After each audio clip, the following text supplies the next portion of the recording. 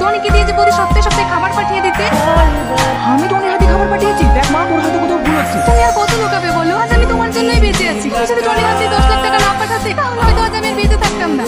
আমি তোকে 10 লক্ষ টাকা দিয়েছি? আমি তো কিছুই বুঝতে পারছি না। কি হয়েছে মা? তুই আমাকে সব খুলে বল তো। আমার পেটে খুব যন্ত্রণা করছে, আমি কোথায় বাঁচবো না। মা গো, আপনার কিছু না, আপনি একটু শান্ত হন। ডাক্তার বাবু, আমার দিকে একটু দেখেন। আমার দিকে কি হয়েছে ডাক্তার বাবু? এই মুহূর্তে কিছু বলা যাচ্ছে না, তাড়াতাড়ি এনার পেটের ছবি করতে হবে। ডাক্তার বাবু, আমার স্ত্রী কি হয়েছে? এনার দুটো কিডনি 70% ড্যামেজ হয়ে গেছে, তাড়াতাড়ি অপারেশন করতে হবে, না হলে বাঁচানো যাবে না। অপারেশন করতে কত টাকা লাগবে ডাক্তার বাবু? প্রায় 10 লাখ টাকা, আপনি তাড়াতাড়ি ম্যানেজ করুন। আমি আর মনে হয় তোমাকে বাঁচাতে পারবো না গো। তারপরও 10 লাখ টাকা নিয়ে আসি। টাকাটা দেওয়ার সময় জানাই ওই টাকাটা নাকি তুমি দিয়েছো। টাকাটা আমি দিয়েছি, তবে ওই টাকাটাই হতভাগীর ভালোবাসার বিক্রির টাকা ছিল। এ তুমি কি বলছো আব্বা? টনি ভাই কোথায়?